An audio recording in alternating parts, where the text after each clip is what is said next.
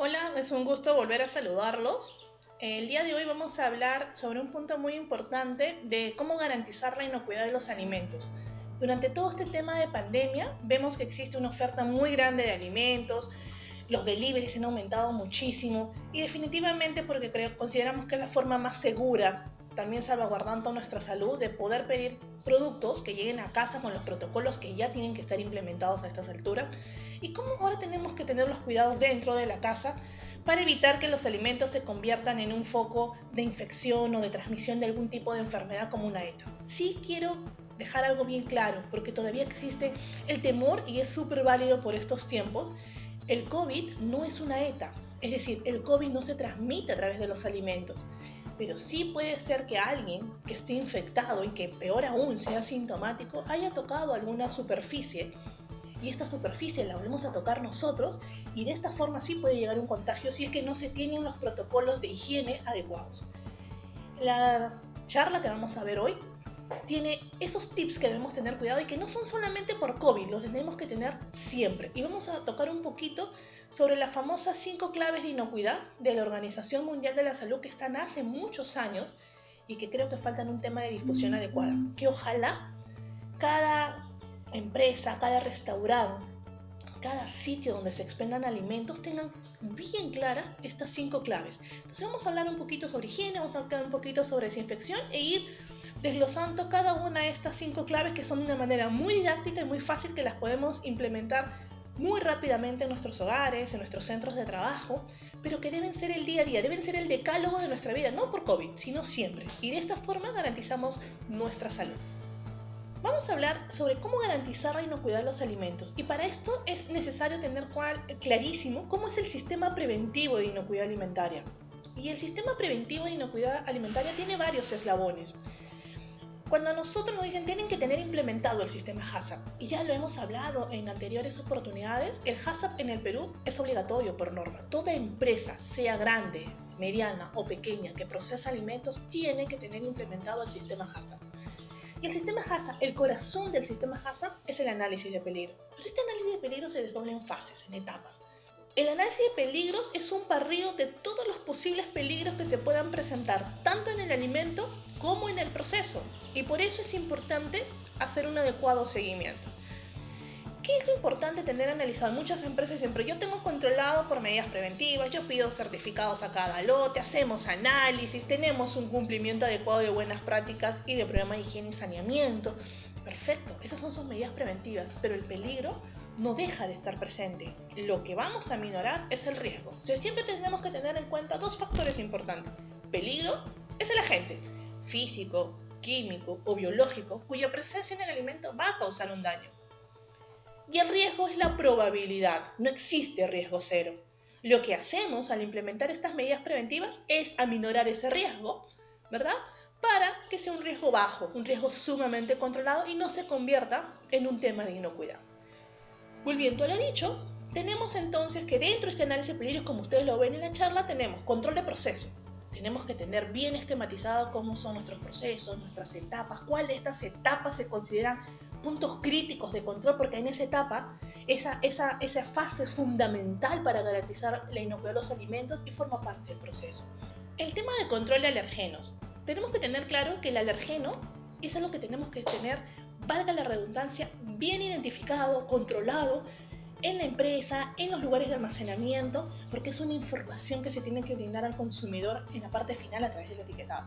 Habrán alergenos que son implícitos. ¿Qué quiere decir esto?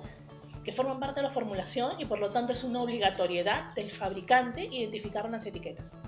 Y habrán alergenos que pueden provenir por contaminación cruzada, por ejemplo, por la línea de proceso, porque no se tiene los controles adecuados y hay un riesgo, y entonces esto es muy importante. Estos tipos de alergenos pueden haber trazas en el producto final y una persona que es susceptible, ¿sí? La alergia es una susceptibilidad de la persona. Si esto no está identificado en el etiquetado, puede generar un daño a la salud.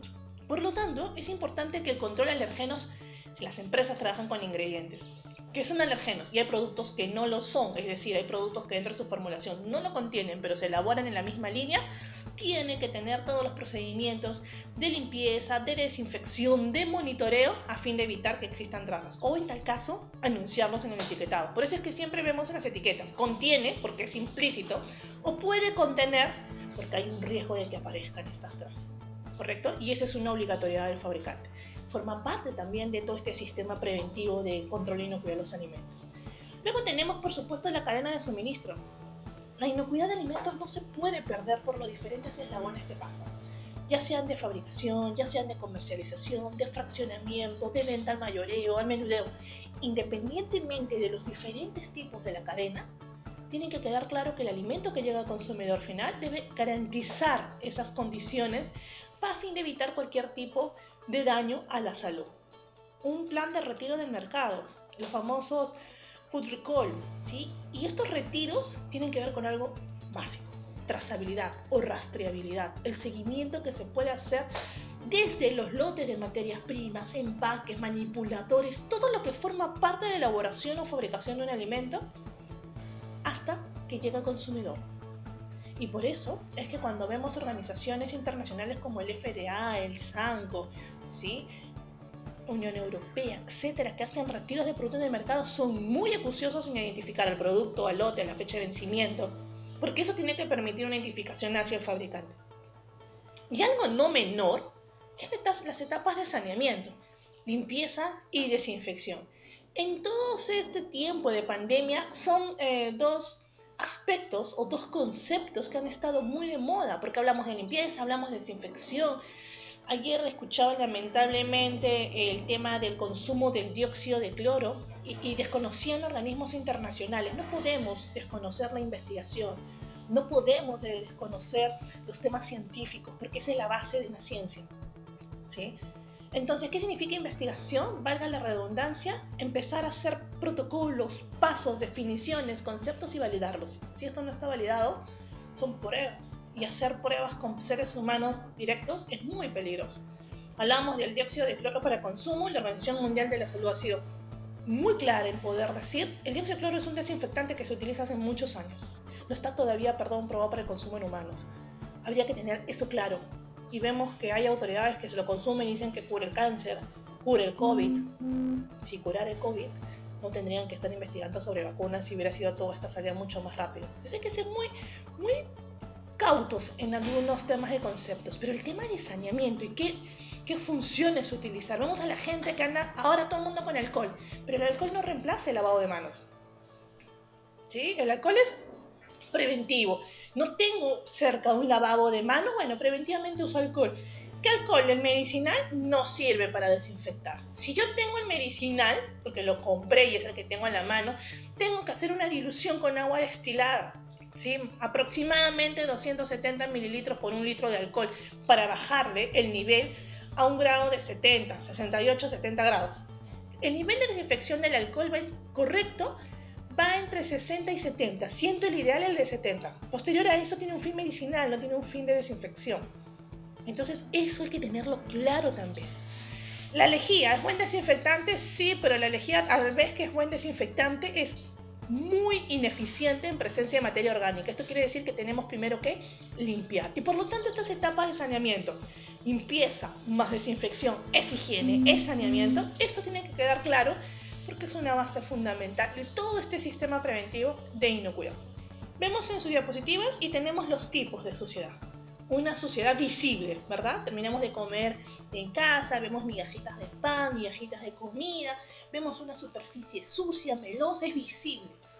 Y esa suciedad tengo que aplicar primero una limpieza. Si yo de frente le echo un desinfectante, el desinfectante primero va a limpiar y su poder de desinfección queda disminuido, por lo tanto no sirve. Las bacterias siguen estando ahí en su gran mayoría y lo peor que podemos ocasionar es resistencia microbiana. Y la no visible, la que no vamos a poder ver nosotros a simple vista, es la carga microbiana. Y para eliminar esta carga microbiana sí tenemos que aplicar un desinfectante. Entonces, ¿qué es higiene? Limpieza más desinfección. Si simplemente retiro residuos de la mesa, retiro residuos de una maquinaria, ¿ya higienicé esa zona? No. Si licuamos, y que muchas veces pasa cuando hacemos jugos, licuamos, pasamos el agua, hacemos una movida del licuador y ya está lista y la guardamos. Has retirado lo visible, pero no lo invisible, ¿sí? Y todas esas precauciones las tenemos que ir dando y teniendo en cuenta porque estas bacterias, estos microorganismos que son invisibles se van acumulando y en el tiempo van formando biofilm, van formando biopelículas. ¿Qué es esto? Algo que todavía no es visible, pero son como, si lo vemos en microscopio, son como capas que se van embebiendo entre sí mismas y obviamente van a generar un efecto nocivo a la salud. 4 factores, y lo he tratado de colocar súper gráfico, que tenemos que tener claro en un tema de limpieza es la concentración, y por eso es importante tener claro qué nos dicen los fabricantes, la concentración de los factores de limpieza, temperatura, tiempo y fuerza mecánica. ¿Por qué? Porque habrán tipos de suciedad que están pegosteadas, que necesitan fricción, como por ejemplo, oye, hice un guiso y está con grasa. Por más que yo le eche agua caliente, no levanta por sí solo. Tengo que aplicar fricción, tengo que aplicar una fuerza mecánica, ¿sí? La concentración del detergente, de la vajilla, ¿sí? De la solución de limpieza, y esto es importante leer las especificaciones del fabricante. La temperatura, ahí te dicen, hay algunos que son a cualquier tipo de temperatura, tienen rangos de aplicación entre 5 y 40 grados, otros tienen rangos de aplicación como las vajillas en agua caliente entre 30 y 50 grados. Entonces tenemos que leer qué nos dicen los fabricantes porque a esas temperaturas han sido validadas la eficacia de esos limpiadores. Y obviamente el tiempo de ejecución. Por ahí decían, ingeniera, yo aplico vapor en mi cocina. Sí, está bien, como por un tema de desinfección, pero no limpian, ¿sí? Entonces, ¿y por cuánto tiempo lo aplicas? O echo agua hervida a los cubiertos después de lavarlos, ¿ya? Pero es una inmersión, los debes dejar mínimo 3 minutos en agua por encima de 90 grados. No, la agua hervida ya llegó a 100, obviamente al momento de apagar el switch esa temperatura empieza a bajar, tú puedes desinfectar por encima de 90 grados, sería excelente, pero mínimo 3 minutos. Son tips que los tenemos que tener claro al momento de hacer nuestra higiene en nuestros hogares o en las empresas donde elaboramos. Y estas 5 claves que están hace años, no es nuevo, vuelvo a repetir, es cierto que falta mayor publicación, mayor difusión, pero estas 5 claves para garantizar la inocuidad de los alimentos. Clave 1, mantener la limpieza. Y uno de estos puntos es lavarse las manos antes de preparar los alimentos y con la frecuencia debida. Si yo agarro carne y tengo que agarrar, no sé, arroz, y agarré un producto crudo, tengo que lavarme las manos. Si estoy limpiando y por ahí me abro el tacho de basura porque voy a botar desperdicio, me tengo que lavar las manos. Si se levantó mi hijo y tuve que acudir a auxiliar a mi hijo, peor aún, a cambiar pañales, me tengo que lavar las manos antes de agarrar a mi hijo y después cuando vuelvo de nuevo a la cocina. Esto es básico, por favor, es fundamental. El lavado de manos, no podría decirle cuántas veces nos tenemos que lavar las manos. Cuantas veces sea necesario tienes que hacer un adecuado lavado de manos. Lavarte las manos después de ir, obviamente, a los servicios higiénicos y de tocar cualquier cosa distinta al alimento. Y esto lo tenemos que tener claro. ¿Cuántas veces vemos a la gente en plan, ay, olvidé esto, me agarré la cabeza, estafilococos, tengo que hacer un lavado de manos? Nuestro cuerpo vive de estafilococos aureus y es parte de nuestra flora natural. Tenemos que lavarnos las manos. Lavar y desinfectar todas las superficies y equipos usados en la preparación de alimentos. Eso existe una norma, por eso es que esta norma que es una validación, que son en superficies, en contacto con alimentos, nosotros tenemos que hacer lo mismo en casa. Si vamos a dejar platos bien cubiertos, ¿sí?, debidamente higienizados, no podemos utilizar utensilios, superficies que no han sido bien higienizadas. Y vuelvo a repetir, el higienizar no es utilizar nuestro famoso trapito que lo tienen por los siglos de los siglos, y este trapo no se lava, no se desinfecta. Preferible usar paños que son desechables. Y si son estos paños que son reutilizables, tienen que pasar por un proceso de higiene. Primero los lavo con detergente y luego pasan en un tema de desinfección para poder utilizarlos y que no causen ningún tipo de contaminación a nuestros productos. Y por supuesto, proteger los alimentos. Los alimentos tienen que estar abrir el tarro de leche. Algo básico que nos pasa. No voy a utilizar toda la leche, esa leche tiene que ser trasvasada a un frasco hermético, sellado, un tupper, plástico, vidrio, principalmente vidrio, y estar guardado en refrigeración. Pero no lo puedo seguir manteniendo en la lata ya entró en contacto con el oxígeno, eso se va a oxidar. Yo habría embutido porque saqué un paquete de hot dog, de 5 hot dogs y saqué 2 y los otros los dejo en su mismo envase. Luego tengo que retirarlos y esto es importante, cómo se guardan los alimentos. Porque si no, ¿cuántas veces hemos visto que a los embutidos los dejamos por una semana, ¿sí? Y algunos no hemos consumido en su totalidad, están en su empaque original y empieza a salir como una cosita blanca encima de ese embutido. Uy, esto me ha venido mal logrado, ¿no? Eso se llama husmo. Y el husmo genera porque empezó a tener entrada de oxígeno y pérdida de cadena de frío el producto. Pero claro, estás sacando, estás abriendo, lo dejas mientras preparas el sándwich afuera quizás unos minutos y hay pérdida de la cadena de frío. Y esto es propio, es un producto rico en proteína, los microorganismos están también en el ambiente, por más higienizado que tengamos nuestro ambiente, y definitivamente empieza a generar una flora microbiana propia del producto. Esto es importante tener claro, estas condiciones de higiene que tenemos que tener nosotros. Clave 2. Contaminación cruzada, es decir, separar los alimentos crudos de los cocinados. Las carnes, separo las carnes rojas, carne de res, cordero, etcétera, carne de pollo, el pescado, de los demás alimentos. Y todo tiene que estar debidamente separado, porque incluso dentro de estos productos tienen su propia flora. Y uno de los famosos temas de contaminación tiene la famosa tabla de picar, ¿no? Voy a hacer, no sé, un lomo saltado. Entonces agarro mi carne, la pico, agarro la cebolla, la pico y digo, total, todo va a cocinarse. Ojo, que se supone que la cebolla y el tomate llegan en la parte final para hacer un flameado y no necesariamente llega a la temperatura adecuada. Entonces hay que tener cuidado cómo hacemos. Y son las buenas prácticas, son costumbres. Y al principio vamos a tener esto separadito y después vamos a dar cuenta que forma parte de nuestro hábitat para cocinar. Usar equipos diferentes. Nosotros tenemos, oye, tengo tabla de picar. Algunos tienen tablas de picar diferenciadas para carnes, para verduras. Otros tienen licuadoras diferenciadas para aderezos como para jugos, ¿verdad? Y otros tienen los utensilios diferenciados. Y si no los tienen diferenciados, es decir, estoy cortando mi carne y ya salió el primer plato y tengo que hacerle unos cortes para servir, no puedo utilizar el mismo cuchillo, porque en uno estuve cortando carne cruda y en este voy a cortar carne cocida. Y a veces la facilidad nos permite hacer estas contaminaciones que pueden generar daños en la salud. Entonces, separar alimentos crudos y cocinados no solamente es el alimento en sí, sino todo lo que involucra la preparación, utensilios, vajillas, lo mismo en plantas de alimentos. Por eso es importante los layouts de implementación. Y conservar los alimentos en recipientes adecuados que permita tener o evitar el contacto entre ambos, crudos y cocinados. Y una de las famosas formas de contaminación definitivamente son las cámaras de frío, los refrigeradores en casa y las cámaras de frío en las empresas, donde tienes materias primas y tienes el producto terminado. El ambiente y la flora que generan cada uno de estos productos son distintos. En el terminal ya no debe haber nada porque está listo para su consumo. Entonces, muy importante tener esto claro. La clave 3 viene identificado con cocinar completamente el alimento. Entonces nos permiten cocinar completamente alimentos como carne roja, carnes de aves, pollo, gallina, pato, lo que quieran, huevos y pescado, ¿sí? Y tiene un proceso. Hervir los alimentos, ¿verdad? Como sopas, guisos, para asegurarse que han alcanzado mínimo los 70 grados centígrados. Y esta parte nos lo dicen las normas. En el caso de las carnes rojas y de aves, tenemos que asegurar que los jugos sean claros y no rosados. Uy, y acá yo incluso me coloco como ejemplo. A mí las carnes rojas me gustan a la inglesa, casi selladas. Pero es un riesgo, ¿sí? Y si vamos a tener esto, tenemos que tener bien identificado el proceso, ¿sí?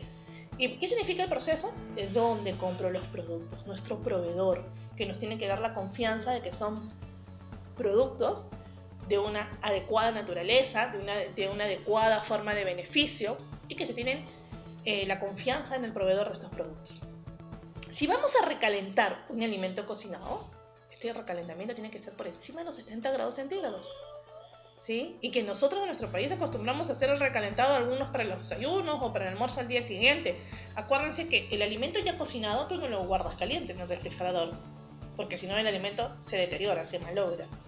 Entonces tú esperas que se enfríe. Empezó a bajar lentamente la temperatura del alimento. Y una vez que se enfrió, así como bajó lentamente la temperatura del alimento, obviamente también hay una carga microbiana, esta suciedad no visible, ¿verdad?, que queda en el alimento. Y así lo refrigeramos y lo usamos al día siguiente, o lo congelamos y lo usamos al día siguiente. Perfecto. Lo voy a recalentar, tiene que ser obviamente una temperatura mayor para eliminar esa carga microbiana. ¿Voy a recalentar una parte y la otra parte no y saco todo? No. ¿Sí?